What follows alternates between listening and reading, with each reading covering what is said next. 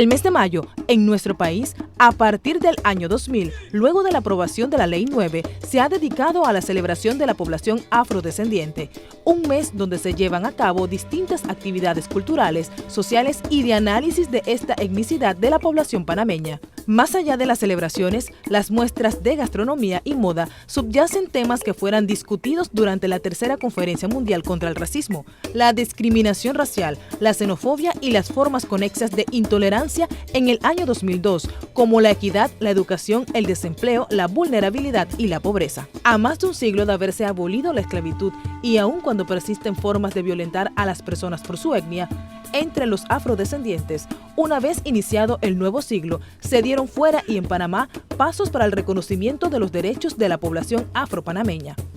Eso representa en números unas 586,000 personas, esto según el Instituto Nacional de Estadística y Censo de la Contraloría. Uno de los grandes alcances que se ha tenido a partir de la entrada del nuevo siglo está el cambio del concepto de raza, utilizada para describir una población fenotípica por un término más integral. Etnia, que se refiere a un grupo humano que comparte una cultura, una historia y costumbres, y cuyos miembros están unidos por una conciencia de identidad. En la actualidad, tenemos un compromiso por saber, así como ha sucedido con los originarios, conocer el nivel de educación de la población afrodescendiente, el saber a qué grupo afro está relacionado y comprender los derechos a los que tiene acceso como el resto de las demás etnias que cohabitan en este país. Una vez termine la pandemia, deberemos acercarnos a los nuevos censos de población, donde, según las reuniones mundiales, se ha establecido identificarse a qué grupo afrodescendiente pertenece. En A Profundidad, esta noche, vamos a conversar con dos personas vinculadas a la situación de los afrodescendientes. Y como dijimos, más allá de la celebración, hay que conocer el camino recorrido y el que aún falta por cumplir para eliminar cualquier forma de discriminación. ¿Qué tal, amigos? Bienvenidos a Profundidad, como siempre tratando temas de interés. En esta ocasión, en el mes de mayo, se conmemora el mes de la etnia negra. Vamos a tratar estos temas con invitados especiales, pero queremos recordarle que nos encontramos en Soho City Center, donde puede disfrutar de una experiencia única e irrepetible, llena de moda, y autos y gastronomía. Todo en un solo lugar. Momentos únicos que solo se viven en Soho City Center. Y como siempre, amigos televidentes, junto a Jorge Luis Sánchez vamos a estar llevando a cabo este programa donde vamos a tocar diferentes temas mayormente enfocados en este mes de mayo, en donde se conmemora el mes de la etnia negra. Jorge, bienvenido, ¿cómo estás? Bienvenidos, Carlos. Definitivamente vamos a tener un programa, digo yo, muy rico. Tenemos dos invitados que para mí la verdad que son de lujo. Uno es un gran amigo, investigador social, pero sobre todo un gran amigo porque sí lo ha sido, y una persona que me ha hecho comprender muchas cosas del tema social, sobre todo en la población a la que él representa, y a la doctora Graciela Dixon, que es magistrada de la Corte Suprema, fue magistrada de la Corte Suprema de Justicia, fue la primera mujer afro que llega a ser presidenta de la Corte Suprema de Justicia. Y hoy ejerce de abogada y ejerce como jueza del Tribunal Administrativo del Banco Interamericano de Desarrollo. Comienzo con mi amigo Gilberto, y perdonen que te mencione así, pero Gilberto, los lazos de amistad no se pueden romper en una entrevista, y para qué hacerlo tan protocolar. Te preguntaría, Gilberto, conmemoramos, celebramos en mayo el mes de la población afrodescendiente. ¿Qué es lo más importante, celebrar o conmemorar? Buenas, gracias Jorge, doctora Dixon, Carlos, público. Mira, curiosamente yo me he puesto a pensar en eso. Mes de la etnia negra, mayo, celebración, conmemoración, fiesta. Hay una realidad. A la población afro en el mundo no le está yendo bien. O sea, definitivamente. Y cuando uno se pregunta, ¿qué se celebra entonces? ¿Qué estamos celebrando? ¿Será que de repente estamos perdiendo la perspectiva de nuestras raíces, de lo que se ha vivido, de lo que se está viviendo? Y definitivamente lo que vemos es que la necesidad de crear espacios donde la gente razone, reflexione, haga conciencia, desde incluso si todavía tenemos que irnos en este piloto automático de mes de la etnia negra, cuando debería ser, no el mes. Ya estamos claros que en Panamá la presencia afro, la influencia negra, está en la mayoría. La minoría en Panamá, en un país como Panamá, tiene algo que ver con lo africano. Minoría tiene algo que ver con la cultura, con la práctica. Entonces, definitivamente, yo creo que hay que aprovechar estos momentos para decir, ¿sabe qué? Ya basta de ser tratado como minoría. 1. 2, todos tenemos un mismo origen y ese origen se llama África. Y esto no es fanatismo, eso es histórico, eso es enfoque antropológico, arqueológico, bíblico. Entonces, definitivamente, Jorge, aquí el asunto es más que caer en la trampa de la celebración, enfocarnos en el propósito de la conmemoración, hasta incluso en solidaridad por todos los hermanos afro en el mundo entero y principalmente lo que sucedió en Estados Unidos con Black Lives Matter, ¿ya? De que esto no es relajo, la discriminación, la violación de los derechos, la condición extrema de desigualdad en los pueblos afro, marca desde África hasta acá, marca a la gente. Entonces no hay nada que celebrar, George. Nos quedamos como empezó Carlos con lo de conmemoración. Bien, vamos a darle la bienvenida también a la expresidenta de la Corte Suprema de Justicia, Graciela Dixon. Licenciada, realmente en su momento usted ocupó la presidencia de la Corte Suprema de Justicia siendo de la etnia negra y siendo mujer. Quizás son dos grupos que se habla mucho que mantienen, que es bastante difícil, pues realmente se mantiene una severa discriminación. ¿Encontró obstáculos? ¿Fue muy difícil ya con todo el ámbito profesional que usted mantiene poder llegar hasta este puesto? Primero que todo, buen día y muchas gracias. Es un placer extraordinario para mí poder compartir esta oportunidad de intercambiar vivencias y experiencias. ¿Qué te puedo decir? Respondiendo directamente a tu pregunta y sin abusar de los tiempos de que se disponen en la televisión, la respuesta es sí, pero no se puede decir un sí a secas.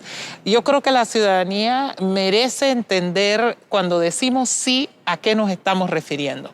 Mira, Gilberto ha dicho algo que es absolutamente cierto. Este es un país con una población predominantemente afro, desde el punto de vista cultural, desde el punto de vista genético, desde el punto de vista sociológico. Sí lo somos, pero existe una cosa que ocurre de manera imperceptible en algunos casos y en otros de manera mucho más grotesca. Y esa es la discriminación y el prejuicio, porque es parte de una cultura dominante, lamentablemente. En el momento en que yo ingreso como magistrada de la Corte Suprema de Justicia, esto es el año 1998, nuestra ciudadanía, nuestra población seguía manteniendo una alta predominancia de prejuicio. Y yo fui objeto de ese prejuicio.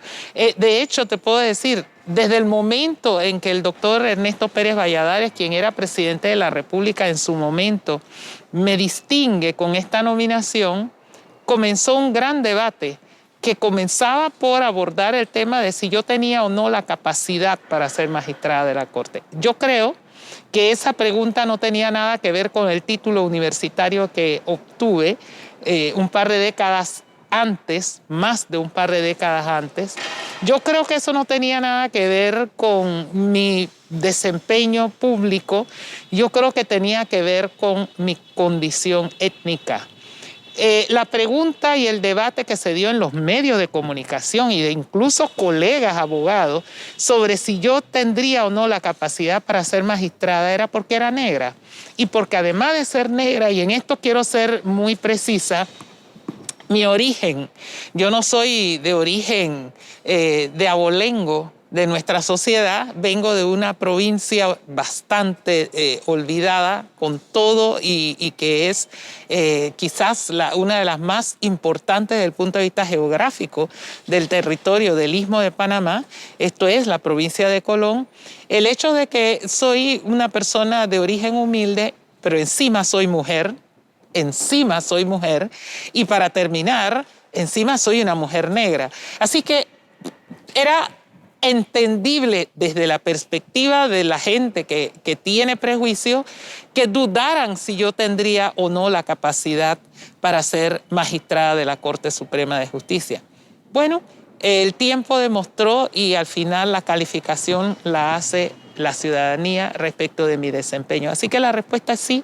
Sí tuve inconveniente antes, durante y después de ser magistrada de la Corte. Doctora Dixon, en el 2000 hubo una reunión, la segunda reunión o tercera reunión sobre discriminación y toda forma de violencia contra las personas casualmente afrodescendientes. Y hace un rato le decía a Gilberto, me gustó una frase de alguien que dijo, y Gilberto más o menos lo sintetizó, cuando decía, entré negro a esta conferencia y salgo afrodescendiente. Y Gilberto, como usted lo apunta también, lo menciona que al final del camino, el tema de la conmemoración de esta fecha es una fecha en que hay que reflexionar porque siguen los abusos, sigue la discriminación, la no inclusión de la población afrodescendiente a nivel mundial. En el caso de Panamá específicamente, ha variado este sentido cuando las personas, como usted lo menciona, no solamente son mujeres, son hombres, no pertenecen al grupo social, no viven en X lugares donde vive la clase social alta, sino viven en Chorrillo, en Curundú, viven en San Miguelito, viven en Colón, como usted lo menciona, y en lugares de Colón donde los bolsones de pobreza son altos. Sigue esta discriminación, esta población después del siglo XX, entrando el siglo XXI, donde se ha manifestado mucha solidaridad al pueblo afrodescendiente aquí en Panamá. Por supuesto que sí, es que el problema no está resuelto. El problema es un problema mucho más profundo de lo que se puede imaginar. Ocurre que estamos en el decenio de los afrodescendientes decretado por la Organización de Naciones Unidas. Eso es cierto, pero ¿por qué?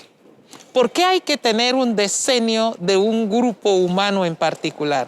Porque hace falta afirmar primero nuestro derecho de ser y pertenecer, porque hace falta reivindicar lo que han sido los aportes de los afrodescendientes, pero además de eso hace falta asegurarnos de que la humanidad no olvide las atrocidades que han ocurrido a lo largo de la historia contra el pueblo africano, contra los africanos que fueron arrancados de sus tierras a fin de lograr explotarlos para lograr riquezas para otras latitudes.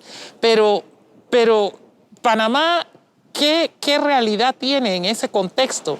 La misma, es que los negros, los afrodescendientes de este istmo llegaron como esclavos primero, aunque también se sabe que hay africanos que llegaron como gente libre, que cruzaron el océano y llegaron a partes del istmo de Panamá, la provincia de Darién, si no me equivoco, pero la gran mayoría vinieron como esclavos. Luego tuvimos otro movimiento masivo de afrodescendientes que vino en calidad de trabajadores de hombres libres y mujeres libres a colaborar en la construcción de la nacionalidad panameña y del istmo panameño a través de su trabajo. Pero eso no significa que toda la carga de prejuicio haya desaparecido. Todavía en Panamá tenemos esa circunstancia y podemos explicarlo más adelante. Bien, me llama la atención cuando el sociólogo que nos acompaña en el día de hoy mencionaba que Panamá ya mantiene una mayoría superior a un 60% de la población afrodescendiente. Pero estamos haciendo buen uso de esta Ley 9 del 30 de mayo del año 2000 en cuanto a un mes, porque cuando vemos el mes de mayo, todo lo relacionamos con la comida, con la vestimenta, pero no creamos un tema de concienciación. Quizás tampoco nos vamos a hechos históricos de esa lucha que han mantenido los afrodescendientes en nuestro país. quizás usamos más la moda que los hechos reales cuando nos hacemos una trenza, solamente para decir, bueno, estoy apoyando y estoy de acuerdo con la población, pero quizás muchos desconocen realmente el significado. Mira, yo estoy seguro que cuando el honorable Clara Richard, saludo hasta Puerto Armuelles precisamente, pensó en lo de la ley, lo que menos se imaginaba era que íbamos a hablar de pasarela, que íbamos a hablar de chef, que íbamos a hablar de música, lo que menos. Él estaba pensando en ese valor humano y científico, profesional, con capacidad espiritual de la población afropanameña. Él estaba hablando de la forma de visibilizarla más allá de un juego de pelota, más allá de un ring, que eso era lo que en un momento dado visibilizaba al panameño, el deporte, sin querer degradar la actividad. Pero hay científicos, médicos, doctores, juristas, igual que cualquier grupo humano en la población afro. Entonces, definitivamente, cuando vemos entonces cómo se toma todo este cliché, lo llamamos así porque yo soy Rastafari. Nosotros somos Rastafari 24/7, 365 días del año, frente a donde estemos. Llámese cualquier situación, no dejamos de ser Rastafari.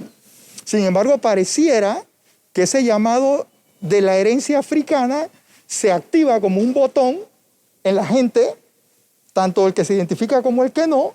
Algunos se disfrazan, otros se mimetizan, y entonces se forma aquí una cuestión que en el mes de mayo vamos a hablar de los negros.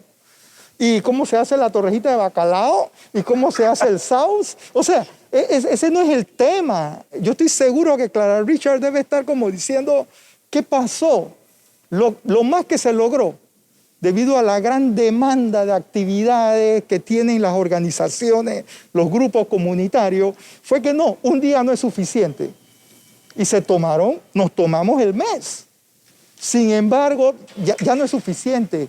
Esto debe ser de todos los días, Carlos, todos los días, 24/7, porque las comunidades afro tienen vivencia buena, mala y fea, al igual que cualquier grupo, 24/7, 365 días del año.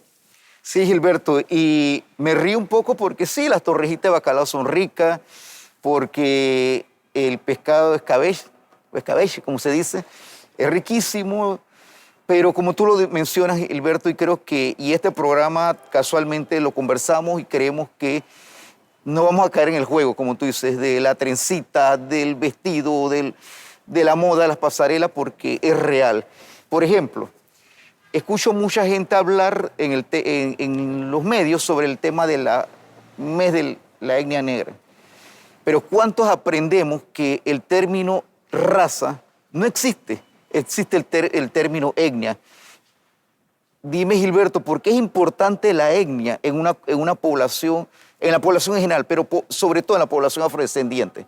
Mira, Y que aclarar que debemos corregir esa falla de no hablar raza, porque es un tema superado, una palabra superada. sí, es la raza humana. Exactamente. Punto, es la raza humana, ya. A menos que quieras entrar en el juego que si eres Doberman o eres pastor alemán. Sí. ¿No? Pero hasta incluso yo tuve un ruido ayer precisamente con el término etnia. Claro. Porque resulta que etnia se refiere a ese compartir igual de un grupo. Pero aquí tenemos, y ojo con esto, afroantillanos que tienen una cultura completamente distinta, muy propia, ¿ok? Y eso es lo sabroso en Colón, que uno, independientemente de qué sea, uno convive con eso, uno aprende y hasta introyecta esa práctica cultural antillana sin haber tenido la experiencia de vivir en Barbados o en Jamaica. O Martinica. Sí, entonces, ese por ahí. Y el otro, los afrocoloniales, que tienen que ver con las costas. Está el mestizaje, que a todos nos impregna ese salpique de español, originario y afroafricano. Entonces, esa combinación, y encima de eso, el llamado latino, ¿okay?, que es parte de ese mestizaje, y está el que simpatiza abiertamente con la cultura africana. Y dice, ¿sabe qué? Yo me reconozco africano, descendiente africano, y marco como africano, y punto. Entonces, cuando tú ves esa diferencia, tú dices, ¿pero de qué etnia estamos hablando entonces? Entonces, ¿cómo se resuelve el problema? Estamos hablando de una definición del afropanameño. Y ojo, porque hay quienes dicen que ¿cuál es la insistencia de querer estar hablando de tanta diferencia cuando negro es negro y punto? ¿Y sabe a dónde nos llevan? Perdón. A que todo el tema que se maneje sobre la negritud, el que lo profundiza es un acomplejado. Mira hasta dónde nos lleva este tema de profundizar todo esto relacionado con lo afro. Ah, no, es que negro y ya, punto. ¿Cuál es el asunto? Reconózcanse como negro. O sea, porque detrás de eso, y como bien lo dice la doctora, hay muy, muy bien maquillado esa discriminación por quienes no se identifican, no se creen y creen que están frente a un grupo inferior, acomplejado, que intenta ser como ellos, ¿ya? Entonces, definitivamente, Jorge, el tema de la etnia, yo diría, si verdaderamente vale la pena seguir tratándonos como etnia, ya, cuando somos un grupo mayoritario de la población. Exacto. Entonces, somos panameños y punto. Parte de la identidad del panameño, negro, español, indígena, originario. O cholo. ¿Listo? Resuelto. Licenciada, en este tema que algunas personas pues se sienten con ese complejo, soy negro y yo no puedo hacer eso, se está como autodiscriminando, no puedo ir a tal lugar porque me van a discriminar, me van a rechazar. ¿Qué trabajo se puede hacer para que eso desaparezca de nuestro país? Realmente estamos hablando de una población mestiza, como lo ha mencionado el sociólogo, donde estamos superando más del 60%. Y Bueno, siempre hemos tenido el contacto con una persona afrodescendiente. Bueno, mira, yo quiero comentar sobre lo que ha planteado mi amigo Gilberto y comenzar por decir que hay algunos puntos en los que no comparto exactamente esa visión. Por ejemplo, y comienzo por uno de los temas que él mencionó, el tema del arte, la cultura, la visibilización y las distintas maneras en que se puede y se debe visibilizar un problema. Sí, en Panamá tenemos un problema. El problema no lo inventamos los negros. En eso yo estoy de acuerdo con Gilberto. O sea, no es cierto que los negros estemos acomplejados porque querramos afirmar nuestras características y nuestra negritud. Eso no es un tema de complejo. Eso es un tema de afirmación.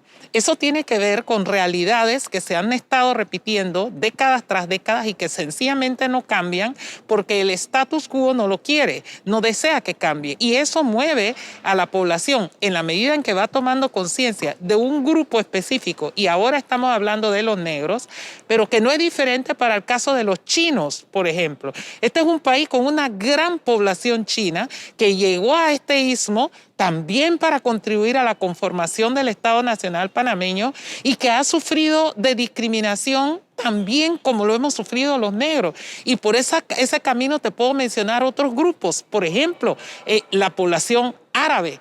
En Panamá, los indios de la India, me refiero, no los aborígenes. Este es un país multiétnico y multicultural, en donde cada grupo en su momento y de manera específica ha tenido y ha sufrido formas de discriminación. Esa es la vivencia en el barrio, eso no es un invento. Y claro, los negros tenemos una particularidad y especificidad, y es que los negros hemos sido los esclavos por mucho tiempo. Los chinos también, pero hablemos de los esclavos en el istmo de Panamá. Hemos sido esclavos los negros. Es cierto, ahora no es cuestión de que estamos lamentándonos, llorando o sencillamente autovictimizándonos o autoaislándonos y autosegregándonos. No, estamos en este momento diciendo, esa historia que es historia y por tanto no la vamos a borrar ni la podemos borrar, no debe servir para debilitarnos, sino más bien para fortalecernos, para inspirarnos a que demos un brinco, demos un salto y sigamos avanzando, conquistando los espacios a los que como seres humanos, y ahí es donde viene el concepto de la única raza que existe humana, desde el punto de vista de la especie nuestra, no de las otras especies caninas, etcétera.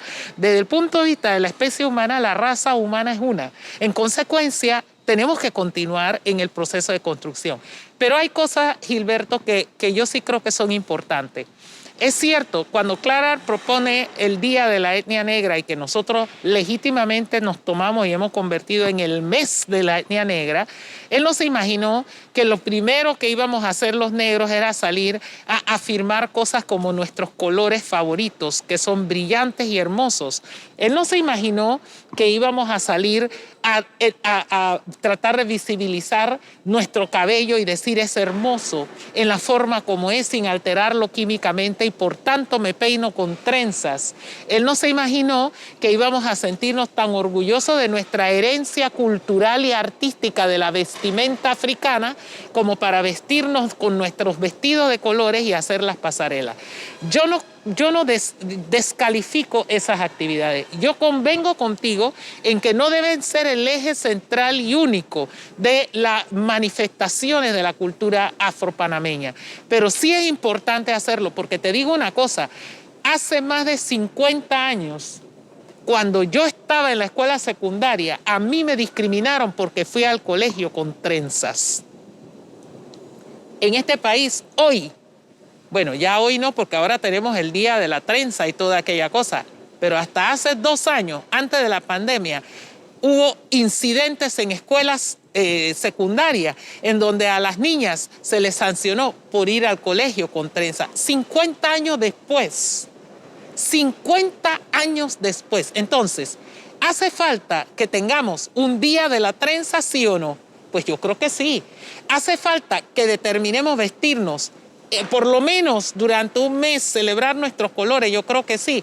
Hace 40 años, cuando yo me recibí de abogada y cuando un colega mío decidió que iba a ejercer la profesión de abogado y que por el clima de Panamá en la provincia de Colón, él veía que era absurdo vestir de saco y corbata para ir a los tribunales y que él iría con la camisa de colores muy típica del Caribe, el dashiki, para los que conocen el nombre.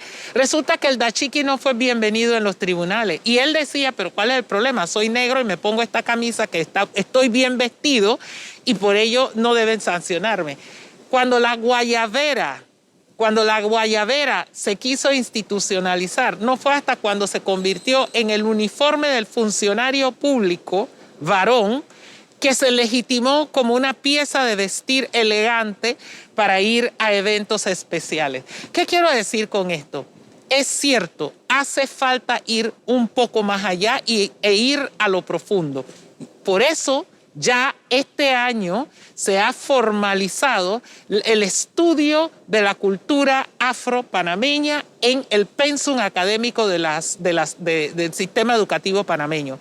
Ese es un salto cualitativo y sí creo que hacia allá apuntaba Claral, pero no está de más, y yo no censuro, que nos celebremos por nuestros turbantes, que celebremos nuestro cabello, las mujeres, que celebremos nuestra vestimenta, hombres y mujeres.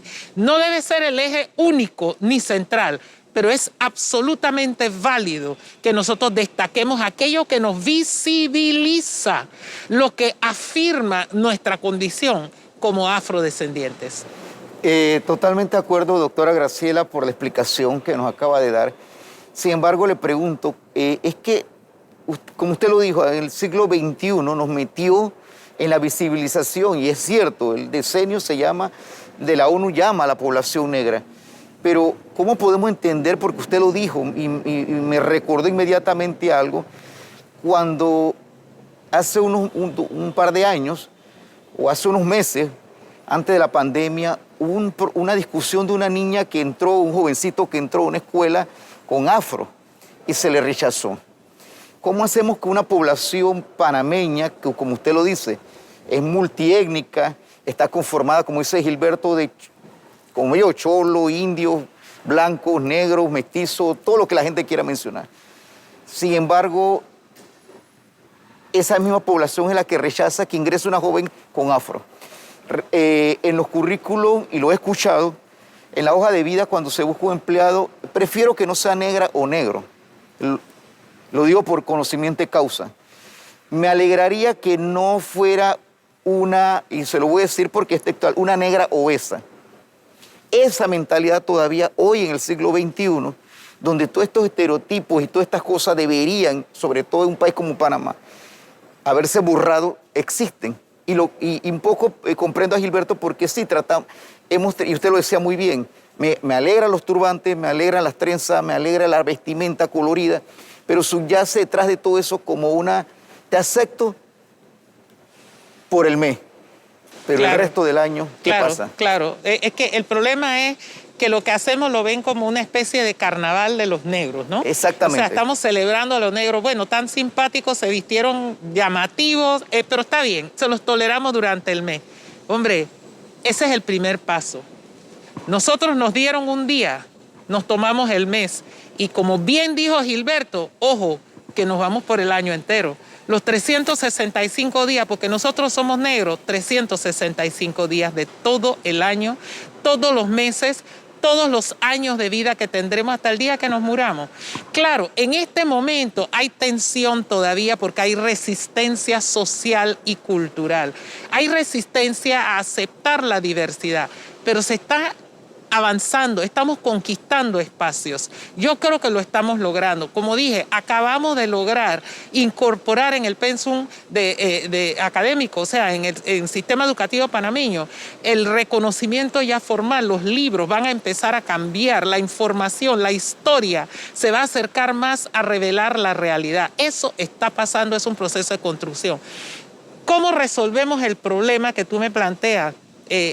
Fácil. Persistencia, paciencia, lucha y mucha fe.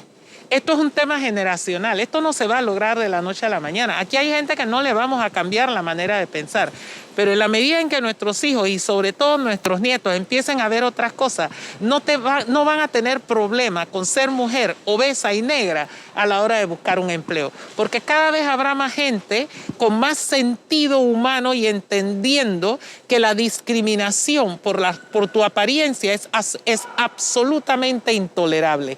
Es un trabajo que tenemos que seguir haciendo. Por eso es que la celebración del mes debe hacerse con el énfasis resaltando tanto los aspectos visibles como los aspectos de cultura y de esencia.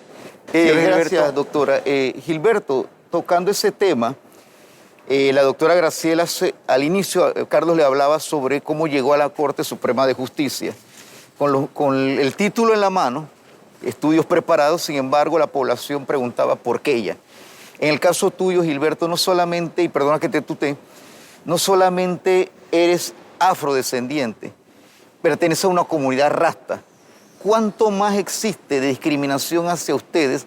Porque al rasta en Panamá se le vincula que fuma marihuana, que es vago, que no quiere trabajar y que tiene una vida alegre y que ese cabello a la gente le molesta. Ok, Y te lo digo porque, como le dije lo de la persona obesa, porque así es, vamos a hablar en el lenguaje claro, que lo has vivido. sí, sí, sí.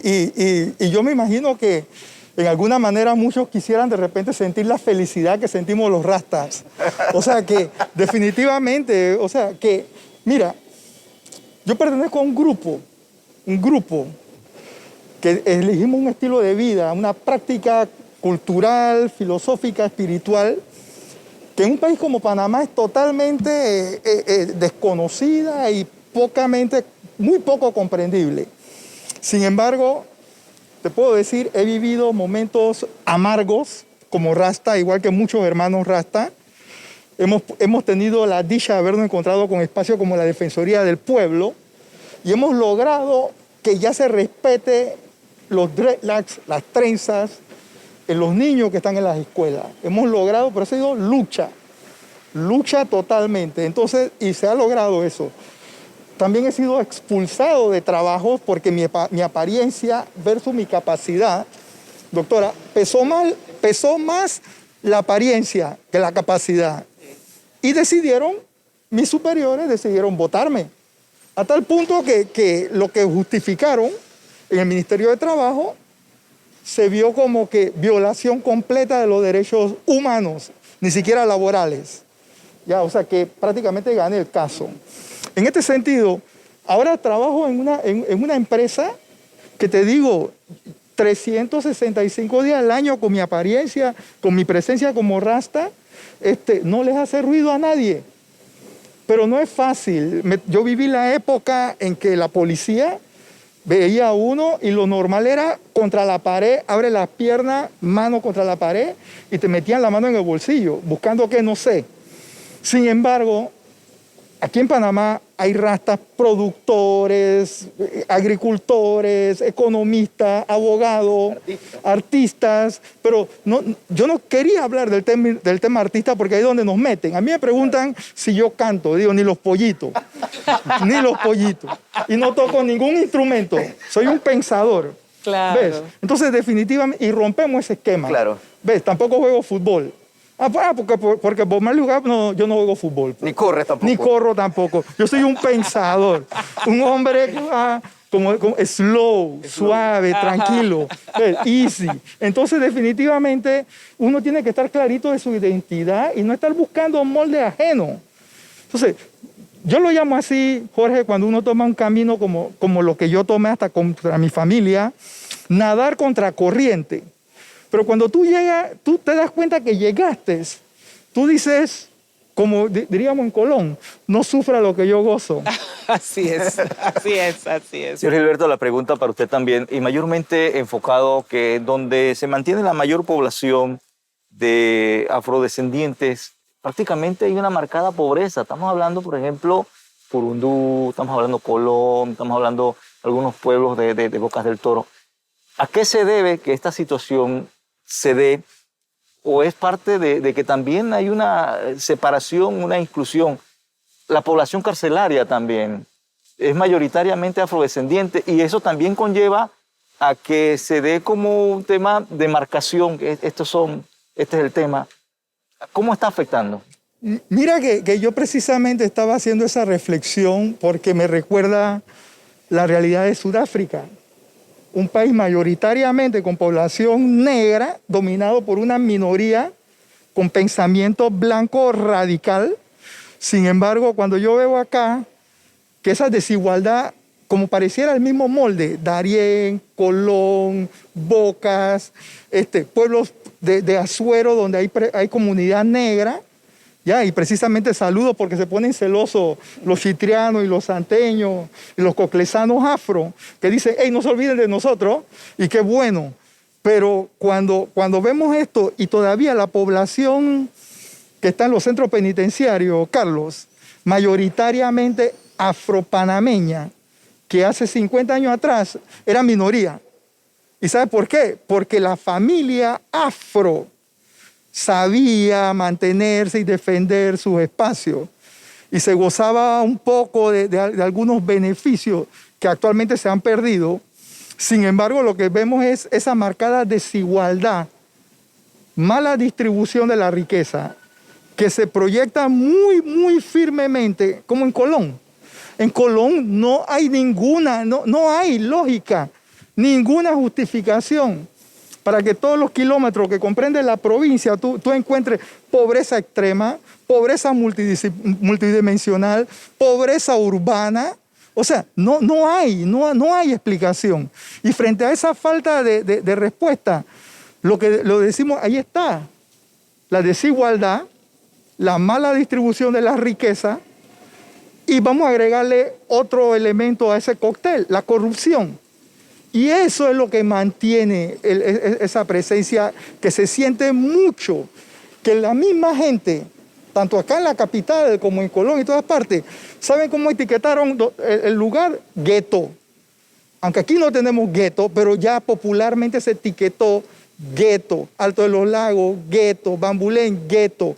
Pero es un mal concepto, muy mal utilizado, pero el propio sector decidió identificarse para decir los marginados. Doctora, y aprovechando este margen, Jorge, vamos a hablar un poco también de los términos legales. Una persona que se siente discriminada, se siente afectada por su color de piel, ¿qué recursos legales existen o amparan o los protegen y que ellos deben hacer uso de ese derecho? Sí, claro, como no, existe primero los principios constitucionales. La discriminación está prohibida constitucionalmente en la República de Panamá. En las normas panameñas se establece claramente que nadie puede ser discriminado, sancionado, castigado por razón de su cultura, de su fe religiosa y el color de su piel, ni por las preferencias sexuales, ni por su condición étnico-cultural. En estos casos, cuando ocurren fenómenos como lo que le ocurrió a nuestro amigo Gilberto, corresponde interponer amparos de garantías constitucionales ante la Corte si en tu trabajo te están discriminando, si es una relación con el Estado, con alguna entidad del Estado, cabe el amparo. Si es una relación en el ámbito privado, cabe la demanda. Y también cabe la posibilidad de acudir al defensor del pueblo para presentar la queja, la denuncia respectiva frente a este tipo de circunstancias que representan una violación de los derechos humanos particulares de la persona que está siendo objeto de discriminación o tratada con prejuicio. Y por supuesto, existe también la posibilidad de la denuncia. Yo creo en la denuncia porque la denuncia tiene un efecto más rápido y además tiene un efecto visibilizador que favorece a una extensión poblacional mucho más amplia. Si una persona que es objeto de un maltrato por razón de su condición étnica o por la razón que fuera, que está prohibido constitucionalmente por ser violatorio de sus derechos humanos, lo hace público, ayuda a no solamente a su propia causa, sino que ayuda a todo aquel que está en una situación similar. Pero también ayuda a aquellos que se sientan tentados a reproducir ese tipo de comportamientos agresivos, violatorios de los derechos humanos, a inhibirse, a poner su barba en remojo, como decimos en buen panameño, porque si eso está mal, porque lo hace fulano, está mal porque lo haga quien sea. Y yo sí creo que estas son las acciones que las personas pueden poner en práctica y deben poner en práctica, porque se trata de construir una sociedad armoniosa y feliz, donde todos nos podamos respetar y todos nos podamos querer. Y eso solo es posible si superamos este tipo de atavismo que vienen de muchos siglos atrás. Y la discriminación es uno de los comportamientos más antiguos y más prehistóricos y más agresivos que conoce la especie humana. Doctora Dixon, definitivamente Carlos y Gilberto tocaron puntos importantes en el tema de, cuando le preguntaba él sobre el tema de población afro, pobreza, hemos superado muchos escollos, y sobre todo en general los panameños, pero usted en su área y en lo que conoce y en lo que estudia, porque creo que debemos entrar en esa parte de las investigaciones, donde Gilberto se ha dedicado a la investigación social, pero histórica también, por ejemplo, ¿se hace diferencia hoy todavía entre una mujer negra y un hombre negro salarialmente? ¿Hay más desocupación en la población negra que en la población el resto de las otras poblaciones? ¿Existe todavía esa marginación en el tema de la educación? En estos días me tocó escuchar que dos niñas afrodescendientes son objeto de bullying. Y yo me quedo pensando, todavía la sociedad se mantiene en ese nivel. Entonces esas niñas a veces no quieren ir a la escuela, o esos varones no quieren ir a la escuela porque les ponen todo tipo de apodos. Mira, esos son fenómenos que tienen que ver con, por un lado, conductas sociales aprendidas en los barrios, en el hogar, y también tiene que ver con políticas públicas. La situación de un niño que se siente afectado o que es afectado en una escuela por razón de su condición étnica o por su género, en el caso de las niñas, eso es un tema sociológico, es un tema de educación, es un tema de cultura, es un tema de valores que se introducen en la mentalidad y en la vida de sus hermanitos o compañeritos de la escuela desde el hogar. Entonces ahí tenemos un problema. Es el tema de la reeducación, pero también es el tema de las políticas públicas. Cuando me preguntas sobre por qué hay más pobreza en zonas del país como Darién, Colón, algunas áreas de Bocas del Toro, etcétera, porque hay una ausencia de políticas públicas dirigidas a generar estructuras y plataformas de desarrollo eficientes para incorporar a las poblaciones de esas regiones al mercado de trabajo, a que ellos puedan ser ocupados, y no solo eso, sino que ellos puedan reproducir, multiplicar y crear. No hay una política pública que incentive el emprendimiento entre las poblaciones de estas zonas del país. Entonces, no solo los educas para ser empleados, sino que encima no los empleas, y se convierte eso en un círculo vicioso, y ese es el motivo por lo cual nosotros vemos en esta zona que hay un alto porcentaje de desempleo. Y junto a eso, o como consecuencia de eso, viene el tema de la violencia y el tema de la delincuencia y las estadísticas en las cárceles. Hombre, a nadie se le va a pedir que se muera de hambre, y si se lo pide no va a ocurrir. La gente va a hacer lo que no debe para tratar de sobrevivir, y se genera entonces una situación de desequilibrio, de desbalance socioeconómico que conduce a los resultados que tú estás describiendo.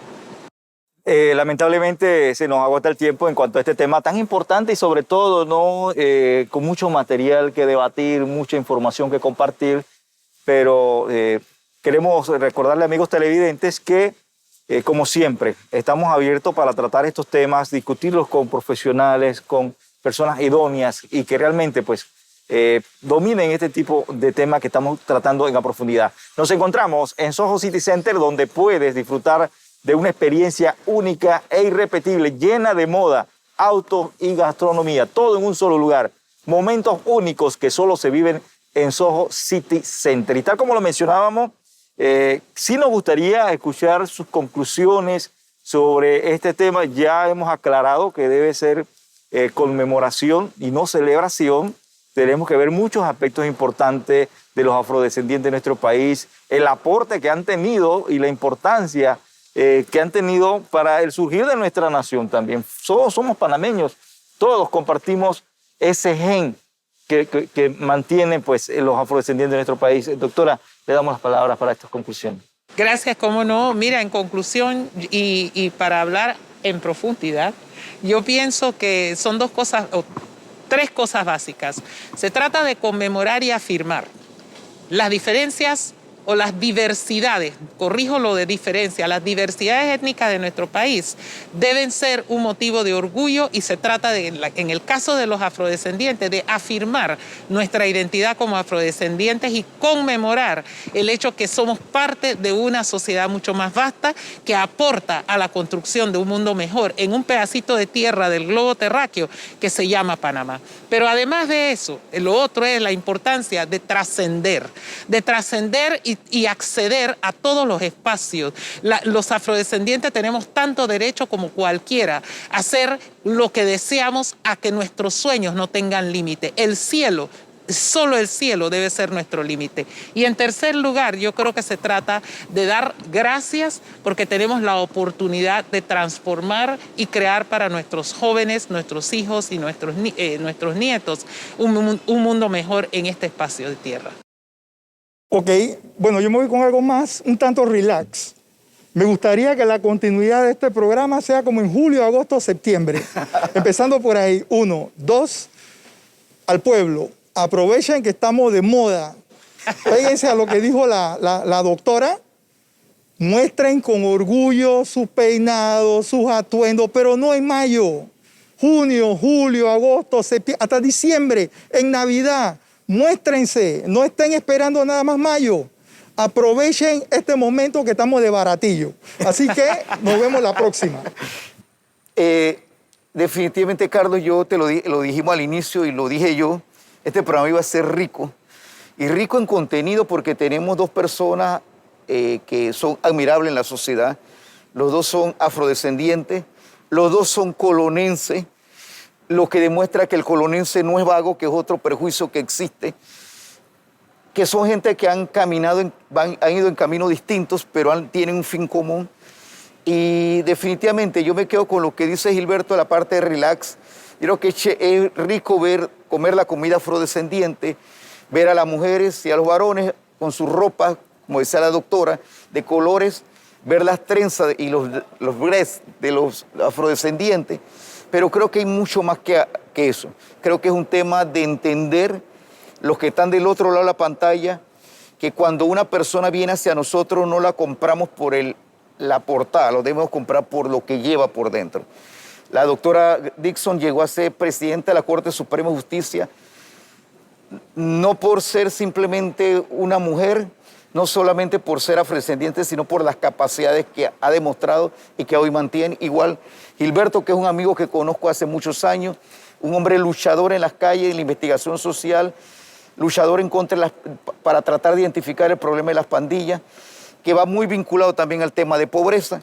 Pero definitivamente el mes de la etnia negra, como dice Gilberto, debe ser los 365 días del año, y que nosotros, los que estamos del otro lado de la pantalla, entendamos que las personas somos todos iguales, todos pertenecemos a la raza humana, pero tenemos distintas etnias de las cuales nos debemos sentir orgullosos. Gracias, Carlos. Gracias, Gilberto, y gracias, Graciela. Sí, reiterar nuevamente las gracias a nuestros invitados del día de hoy, doctora Graciela Dixon, y también al sociólogo Gilberto Toro, sobre este tema muy importante. Y es como dice Jorge, pues no solamente quedarnos en la comida la podemos disfrutar todo el año. En cualquier punto del país usted puede disfrutar la comida afrodescendiente, y no solamente en este mes. Amigos televidentes, llegamos al final de este programa. Como siempre, queremos reiterarle, hay que continuar con las medidas de bioseguridad. Aunque usted se haya vacunado, tiene que mantener el distanciamiento social, y sobre todo, si va a usar el transporte público, utilizar su mascarilla y su pantalla, muy importante. Como siempre, queremos invitarlo para que nos acompañe en el próximo programa de A Profundidad.